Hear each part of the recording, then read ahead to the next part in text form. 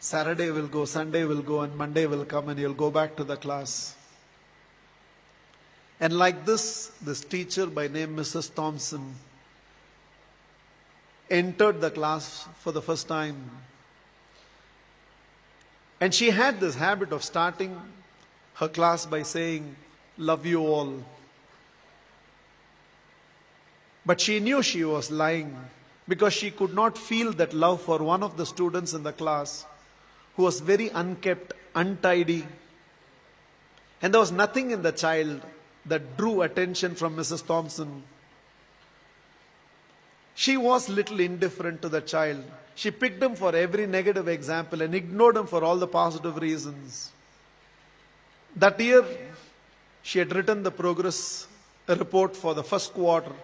And it was a system in the school that the headmasters have to countersign every progress report.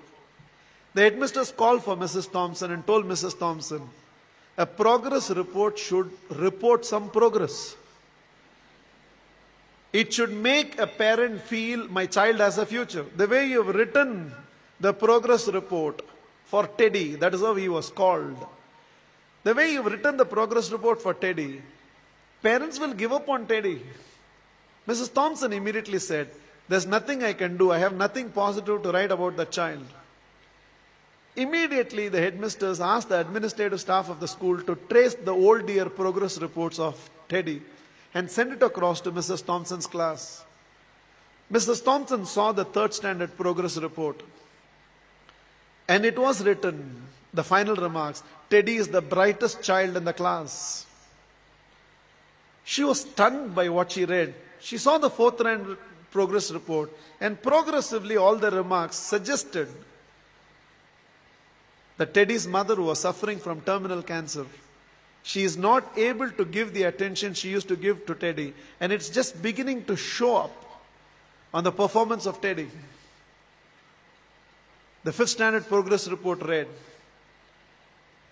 Teddy had lost his mother and along with that himself. He desperately needs help, otherwise we will lose this child. By then there were tears in the eyes of Mrs. Thompson. She looked at the principal and said, I know what to do. And she went back to the class. Probably it was a Monday morning. She walked into the class and again from the dais of the class, looked at the class and said, love you all. But she knew she was lying. The love she was feeling for Teddy right now was far, far greater than the rest of the class. She decided that she is going to change her approach. For every positive reason, Teddy's name was called. There was no more a negative reference to the whole thing. The last day of the school came. All the children had brought some gifts for the teacher. There was only one gift which was wrapped up in an old newspaper. Somehow, the sense of a teacher, she knew that it must be from Teddy. She opened that first.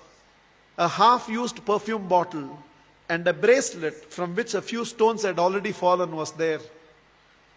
The whole class laughed, knowing it was from Teddy.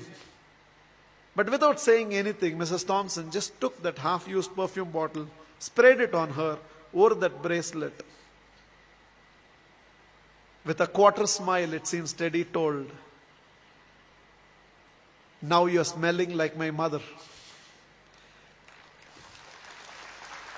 This is the last perfume that she used before she left me. And this is what was removed from her body before she was taken into the coffin.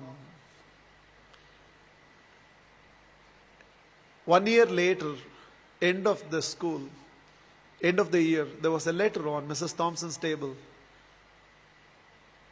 I have seen few more teachers, but you're still the best teacher I've ever seen. With love, Teddy. Every year till the end of the year, Mrs. Thompson used to get this letter from Teddy. I've seen few more teachers, but you're the best teacher I've ever seen, Teddy. Years rolled by, they lost contact. Somewhere an agent traced Mrs. Thompson, who had retired by now, and handed over a letter. And the letter was signed, Dr. Theodore, PhD. Teddy had gone on to become a PhD. And the letter read, I have seen many more people in life, Mrs. Thompson. This is your Teddy. You're still the best teacher I've ever seen. I'm getting married, and I cannot dream of getting married without your presence. Along with that enclosed were to and fro flight tickets. Mrs. Thompson couldn't resist. She no more had the perfume bottle, but she still preserved the bracelet. She wore that and went to the church. She was trying to sit in the last row, but volunteers identified and ushered her right to the front row. And right in the front row, there was a seat with a placard written, Mother. Theodore personally asked Mrs. Thompson to sit in the chair and whispered, "You are the closest to my mother that I've ever experienced. And whatever I am today, it's because of you, ma'am." The wedding happened, and after the wedding, Theodore introduced Mrs. Thompson to his newly wedded wife. Without her, I wouldn't be where I am today. There were tears in Theodore's eyes. It seems Mrs. Thompson told the newly wedded woman, "Without Teddy, I would have never realized a teacher must first be a mother to every student of hers, and only then a teacher."